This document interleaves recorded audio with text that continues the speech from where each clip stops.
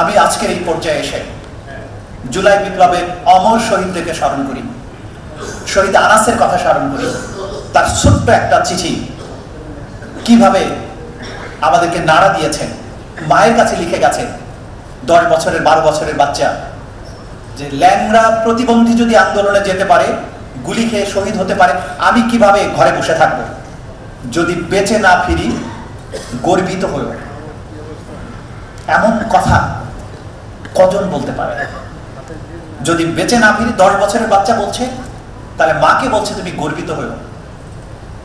সেখানে আমরা ঘরে ফেরার জন্য কতই না কৌশলের অবলম্বন করি, বেঁচে থাকার জন্য কতই না কৌশলের অবলম্বন করি। ইতিহাসের স্রোত তারাই পাল্টাতে পারে যারা এইভাবে কথা বলতে পারে, জীবন দিতে পারে, মাঠে নামতে পারে, বিজয়টাকে অর্জন করতে পারে, ছিনিয়ে আনতে পারে। আমাদের পত্রপত্রিকাগুলো গত 15 বছরে, 15.5 বছরে যে ভয়াবহ সংস্কৃতি, ভয়ের সংস্কৃতি তৈরি করেছিল বাংলাদেশে আগের সরকার, সেগুলো কিন্তু ফুটিয়ে তুলতে পারেনি সঠিকভাবে।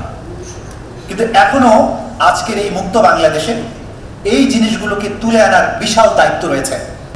প্রত্যেকটি গুমের ঘটনার পেছনে একটা মহাকাব্যিক বেদনার কাহিনী রয়েছে।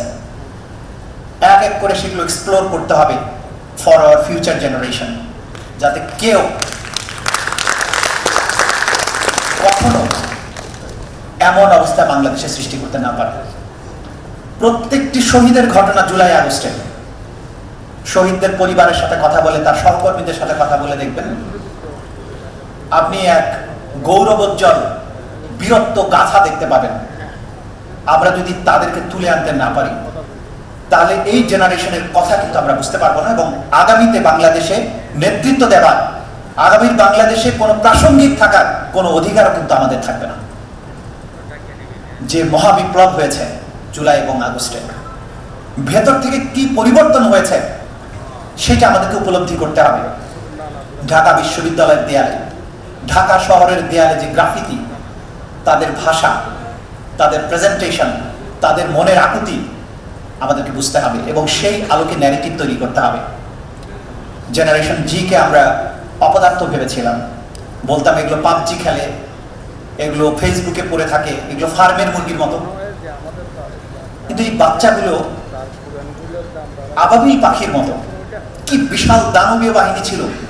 আবাবিল পাখির মতো ক্ষুদ্র ক্ষুদ্র লাঠি আর পাথর দিয়ে এক স্বৈর শাসনের শুধু চর্বিত ঘাসের ন্যায় পিষেই ফেলেনি, তাকে দিল্লি পর্যন্ত তাড়িয়ে নিয়ে গেছে। এটা একটা মহাকাব্যিক বিপ্লব। এটাই জাতির প্রবাহমান রক্ত স্রোতের সাথে আমাদেরকে মিশিয়ে নিতে হবে, যে আমরা এরকম বিপ্লব আমাদের এই সন্তানেরা করতে পারে। তাদের বীরত্ব গাথা লিখে রাখতে হবে, সংরক্ষণ করতে হবে আগামী প্রজন্মের জন্য, যাতে কোনোদিন প্রয়োজন হলে আমাদের সন্তানেরা আবারও ঠিক একইভাবে জেগে উঠতে পারে। আজকে এই প্রতিষ্ঠা বার্ষিকীতে আপনাদেরকে অভিনন্দন জানিয়ে আপনাদের দায়িত্বে